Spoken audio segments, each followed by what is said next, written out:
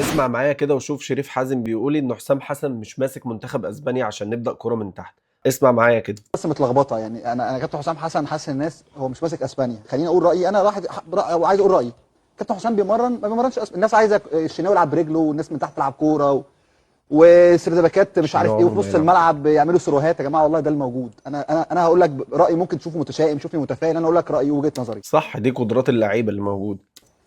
انت دلوقتي لو جبنا النهارده جوارديولا ومسك منتخب مصر، انت دلوقتي المنتخب بيبقى ريفليكشن للدوري بتاعك. انت الدوري بتاعك بالنادي الاهلي بالزمالك ببيراميدز بكل الانديه، مين فرقه بتلعب من تحت؟ هات لي فرقه واحده بتلعب كره من تحت. مفيش ولا فرقه بتلعب من تحت. انت المنتخب ده 90% من اللي بيلعبوا دول من الدوري، في هو صلاح ومرموش، الباقي كله من الدوري عندك.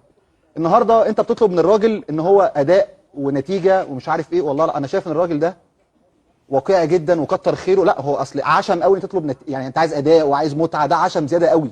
انت متعشم في حاجه يعني صعبه. احنا مش البرازيل يعني. منتخب مصر النهارده افريقيا كانت طيبه لحد 2013 يعني افريقيا كان الناس كانت طيبه قوي، القاره كلها لحد 2014 2015.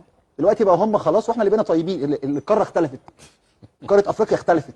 كانوا طيبين يعني ايام كابتن مصطفى وكابتن طارق، كان هم 3 4 فرق الافارقه الجامدين قوي، نيجيريا كاميرون كوت ديفوار السنغال، والباقي كانوا طيبين. كانوا بيلعبوا في الضلمه يعني. دلوقتي انت ممكن الكونغو يعني النهارده الجزائر طبعا مبروك. الجزائر والمغرب وتونس طبعا لا بتكلم على الافارقه مش شمال افريقيا. انت ده تونس كانت اقوى من دي بالزبط. من دلوقتي 100 مره. انا بكلمك النهارده ان الكونغو النهارده بتلعب، والجزائر معاها مدرب كبير جدا وفاهم كويس وسايب لهم الاستحواذ.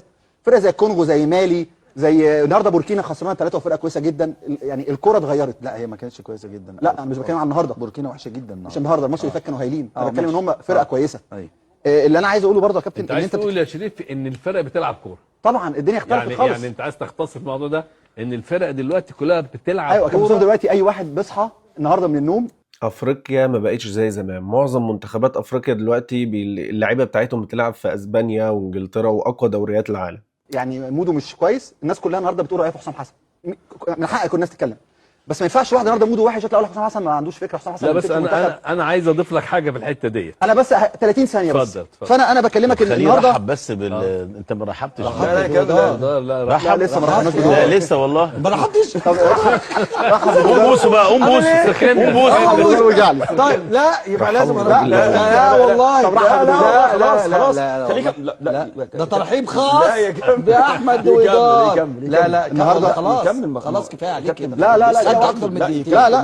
لا خد دقيقتين ونص. ما خلاص يا عم مهيب سيبه يكمل بقى الجملتين اللي بيقولهم.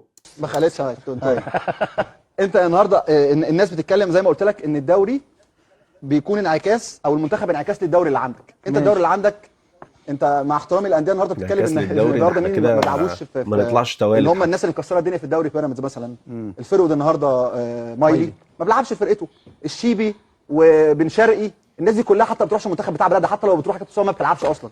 يعني اللي انا بس يعني اخيرا يعني عايز اقولها لك ان في الاخر ان كابتن حسام الناس كلها بتقول رايها فيه، وما عنديش مشكله بقول لك ان اي حد يقول رايه. لكن عندي مشكله مع الناس اللي مارست ولعبت كوره وفاهمه تطلع تقول كلام اي حاجه للناس وتصدر راي عام او تصدر للراي العام ان الراجل ده مش كويس. طب الناس دي كانت بتمرن ما كانوش بيلعبوا كوره من تحت وما كانوش بيعملوا الكلام ده ليه؟ تمام. فكل واحد ده في النهايه يعني كابتن شريف حازم عايز يقول ان احنا مش معانا لعيبه جايه من برشلونه ولا جايه من مثلا المان سيتي ان هم يبداوا يلعبوا كوره من تحت. هي قدرات اللعيبه اللي موجوده في المنتخب كده، القماشه اخرها كده. وانتوا شفتوا لما نزل الاحتياطيين ايه اللي حصل. فحسام حسن معذور برضه في النهايه. هي الحاجه اللي ناخدها عليه بس ان هو ما بيلعبش بمهاجم. مع الله اعلم بقى ظروف المهاجمين اللي معاه ايه، هو اكتر واحد عارف.